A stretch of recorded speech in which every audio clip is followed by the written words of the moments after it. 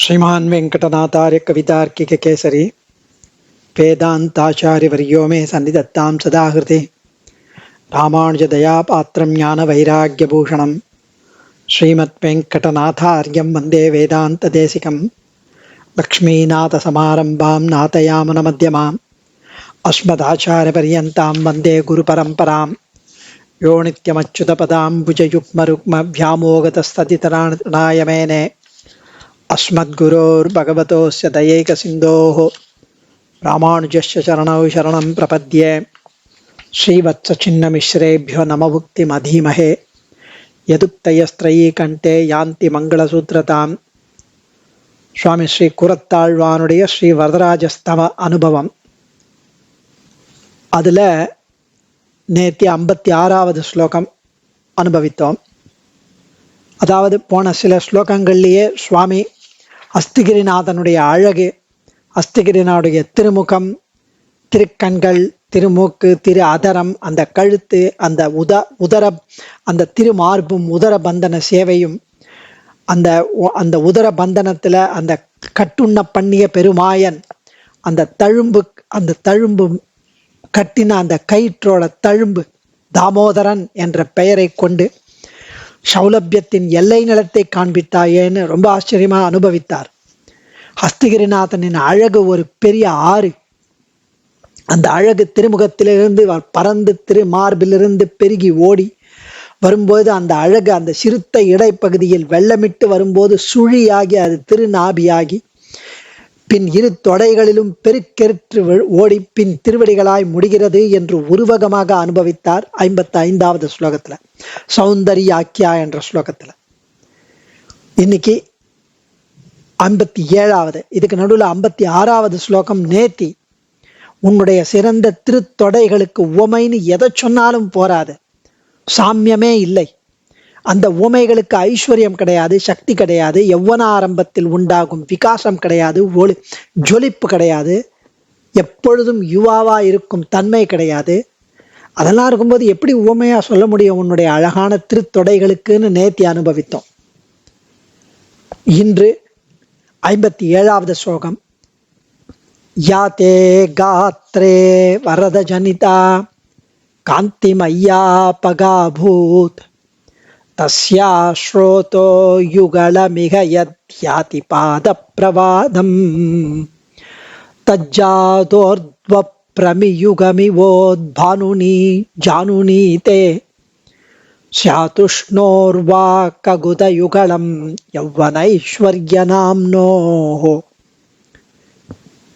வரதனின் திருமுழந்தாள்கள், அந்த முட்டி, அந்த முழந்தாள், அதுல ஈடுபடுறார் சுவாமி. முழந்தாள்ல என்ன இருக்கு அழகு அப்படின்னா, பெருமாளுடைய முழந்தாள் அவ்வளவு ஆச்சரியமா இருக்கும், அவ்வளவு அழகா இருக்கும், அவ்வளவு அனுபவிக்கத்தக்கதா இருக்கும். உனது திருமேனியின் சௌந்தரியம், அந்த தேக காந்தி, அந்த ஒளி, அந்த பேரொளி, அந்த ஜொலிப்பு, ஸ்பிளண்டர், அந்த ஜோதிஷ் என்கிற பேர் உடைய அந்த பெரிய ஆறு பெருக்கெடுத்து ஓடி வந்தது. முன் ஸ்லோகத்தில் சேவித்தவாறு 2 பெரும் நதிகளாக தொடையில் பிரிந்து பெருகி வந்து உன் திருவடி தாமரைகளை அடைகிறது. அந்த ஆற்று வெள்ளம் 2ஆ பிரிஞ்சு காவிரி கொள்ளிடம் மாதிரி அந்த 2 பெரிய காந்தி தூண்கள் தமக்கு முடிவிடமாக திருவடிகளை அடைந்து திருவடிகள் என்ற பெயரை அடைகிறது. அந்த திருவடிகளுடைய காந்தியோ ஈடு இணையில்லா அல்லாதது. அவ்வளவு ஆச்சரியமான விஷயங்கள் அந்த திருவடியோட ஒளி, அந்த திருவடிகளுடைய காந்தி. அப்படி அதாவது அதை பெரிதாக புறப்பட்டு சுழற்சி அடைந்து மேலே புறப்பட்டு உனது திருமுழந்தாள்கள் என்கிற மேடிட்ட பிரதேசத்தை ஏற்படுத்துகிறது. அதாவது அந்த ஓடி வந்து அந்த வெள்ளம் அப்படி ஓடி வந்து அந்த காந்தி அந்த திருவடியில நுழையும் போது அந்த எதிர் ஜலம் வருமா, கீழேந்து மேலே போறதாம். அந்த எதிர் ஜலம் வந்து வரும்போது நடுவில் இருக்கிற பாகம் கொஞ்சம் உப்பிக்கும். ஏன்னா பேக் வாட்டர்ஸ் வர்றதுனால நடுவில் இருக்கிற லெவல் கொஞ்சம் ஏறுது. அது வந்து உனது திருமுழந்தாள்கள் என்ற மேடிட்ட பிரதேசத்தை ஏற்படுத்துகிறது எவ்வளவு ஆச்சரியமான அனுபவம்! அந்த காந்தி, அந்த ஒளி என்கிற நதியின் இரு பெரும் சுழல்கள் தமது அழுத்தத்தால் மேலெழுந்து இவ்வாறு மகா காந்தியோடு, மகா ஒளியோடு, பேரொளியோடு முழந்தாள்கள் ஆகிவிட்டது. அவைகளை சேவிக்கும் போது அந்த இளமை பருவமும் இணையில்லா பெரும் செல்வமான ஐஸ்வர்யமும் இரண்டும் இரு வலிமை நிறைந்த காளைகள் மாதிரி, அந்த காளையின் கொழுத்த திமில்கள் மாதிரி ஆச்சரியப்படும்படியாக விளங்குகின்றன வரதா அப்படின்னு அனுபவிக்கிறார் சுவாமி. வரதா, உன் திவ்ய திருமேனியில் காந்தி ரூபமான நதி ஒன்று இரண்டாகி 2 பிரிவாக பிரவகித்து திருவடிகள் என்ற ஒரு வியாஜத்தை, ஒரு பேசும் ஸ்தானத்தை, பெயரை அடைகிறது. அவற்றிலிருந்து கிளர்ந்தெழுந்து பேக் வாட்டர்ஸா வர பிரகாசம் உன் திருமுழந்தாள்கள் என்ற பெயரில் மேல் நோக்கி எழுந்த பிரவாக சுழல்கள், அவை யௌவனம் ஐஸ்வர்யம் என்ற 2 பெயர்களில் உள்ள 2 எருதுகளின் திமில்களோ கழுத்தோ என்கிறார் சுவாமி. காத்ரே அப்படின்னா திருமேனி. யாத்தே காத்ரே வரத ஜனிதா காந்தி மையா பக அபூத் பக அபூத் தஸ்யாஸ்ரோதோத்விதயமிக யத் யாதி பாத பிரபாதம் தஜ்ஜாதோர்த்வ பிரமியுகமிவோத்பானுனி ஜானுனி தே ஸ்யாத் புஷ்ணோர்வா ககுதயுகலம் யவ்வனைஸ்வர்யனாம் நோஹோ. வரதா, சிறந்தவைகளை வழங்கும் பிரானே, சிறந்த வரங்களை தரும் வரதா, தே தேவரீருடைய, காத்ரே திருமேனியில், காந்திமயி ஒளிமயமான அந்த ஒளி, ஒளியாகிய யா ஆபகா, அதாவது யாபகா பூத், யாபகா அபூத், யாபகா யாதொரு ஆறு, ஜனிதா அமையப்பெற்றதோ, ஜனித்ததோ, தஸ்யாக அந்த ஒளியாகிய ஆற்றில், யத் ஸ்ரோதோ த்விதயம் 2 கிளையான யாதொரு பெருக்கு வெள்ளம், இக இந்த தேவரீர் திருமேனியில், பாதப்பிரவாதம் திருவடிகள் என்று பேசும் நிலையை யாதி அடைகிறது. அந்த வெள்ளம் 2 பெருக்காக 2 கிளையாக வந்து அடைகிறது திருவடி. உத்பானுனி மேலே கிளர்ந்தெழுந்த அந்த ஒளியை உடைய, தே ஜானுனி தேவரீரின் முழந்தாள்கள், ஜானுனா முழங்கால், முழந்தாள், தஜ்ஜாத அந்த பெருக்கினின்று உண்டான ஊர்தவ மேல் நோக்கிய பிரமியுகம் இவ நீர் சுழல், நீர் குமிழ் போன்ற வா அல்லது யவ்வன ஐஸ்வர்ய நாம் நோகோ, வாலிப பருவம் ஐஸ்வர்யம் என்ற பெயரை உடைய உஷ்ணோகோ 2 எருதுகளுடைய ககுத திமில் முசுப்பு, அந்த எருது கழுத்துல மேல் நோக்கி இருக்கும் முசுப்பு, அது போல யுகலம் இரட்டையாகவோ ஆகலாம்.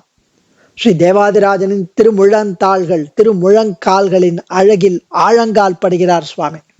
அதுல அப்படியே அமிழ்கிறார். அந்த முழங்கால் அழகில, முழங்கால் அழகில அமிழற அளவு அவர் எவ்வளவு பக்தி, எத்தனை விஷயம்.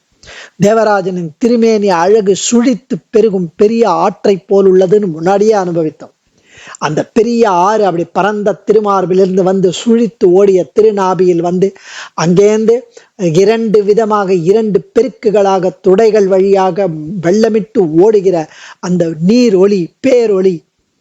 அப்படி அந்த ஆற்றின் பெருக்கில் இடையிடையே மேல் நோக்கி கிளம்பிய சுழித்தல் நீர் குமிழிகள் தான் வட்டமான மேல் நோக்கிய 2 முழங்கால்கள் என்கிறார். அதுல 2, அது ஸ்ரீ வரதனின் யௌவனம், எம்பெருமானுடைய ஐஸ்வர்யம் ஆகிய 2 எருதுகளின் அழகிய கொண்டை அல்லது திமில் அல்லது முகப்புகள், இவ்விரண்டு முழந்தாள்களோ என்கிறார். யவ்வன ஐஸ்வர்ய தாம் நோகோ, யவ்வன ஐஸ்வர்ய நாம் நோகோ, ஒரே அன்வயமாக கொண்டு வாலிபத்தால் உண்டான ஐஸ்வர்யம் என்று பெயர் பெற்று அப்படியும் அதை பொருள் கொள்ளலாம். வாலிபத்தால் உண்டான ஐஸ்வர்யம், அவனுடைய யுவாவினால் உண்டான ஐஸ்வர்யம் சொல்லலாம், இல்ல ஒன்று வாலிபம் இன்னொன்று ஐஸ்வர்யம்னு சொல்லலாம். சுந்தரபாகுஸ்தவத்துல இதேதான் அனுபவிக்கிறார் சுவாமி. 60வது ஸ்லோகத்துல யவ்வன விஷகுதோத்பேத நிபம் நிதராம் பாதி விபோருபயம் ஜானு சுபாகிருதிகம் சுந்தர புஜநாம்னோ மந்தரமதிதாப்தேகே சந்தனவன விலசத்கந்தர விஷபபதே. அழகரின் திருமுழந்தாள்களை அனுபவிக்கிறார் அங்கு. சுந்தரபாகு, அந்த சுந்தரராஜ பெருமாள் அவருடைய அழகரின் திருமுழந்தாள்களை அனுபவிக்கும் 60வது ஸ்லோகம் சுந்தரபாகுஸ்தவத்துல. மந்தரமலையை மத்தாக கொண்டு கடலை கடைந்தவன், சந்தனமர காடுகளோடு பெருமையாய் விளங்குவதும் மலை குகைகள் நிறைந்ததுமான ரிஷபாத்ரி நாதன், அவன் பெயர் சுந்தரத்தோளுடையான், சர்வ வியாபி எம்பெருமான், அவனுடைய முழந்தாள்கள் இரண்டும் மங்களகரமான விஷயமுடையவை. நல்ல யௌவனம் பொருந்திய எருதுகளின் திமில்களை உடைய கிளர்ச்சியை ஞாபகப்படுத்தும்படி அவை விளங்குகிறது என்று அங்கு வர்ணித்தவர். இங்கு வாலிபத்தால் உண்டான ஐஸ்வர்யம் என்று பெயர் பெற்ற இப்படி 2 திமில்களாக ஆச்சரியமாக இருக்கிறதுன்னு வரதனுடைய திருமுழந்தாளின் அழகில் ஈடுபடுகிறார், நம்மையும் ஈடுபடுத்துகிறார். அடியேன் ஆழ்வான் திருவடிகளே சரணம். கவிதார்க்கிக சிம்ஹாய கல்யாண குணசாலினே ஸ்ரீமதே வெங்கடேசாய வேதாந்த குரவே நமக.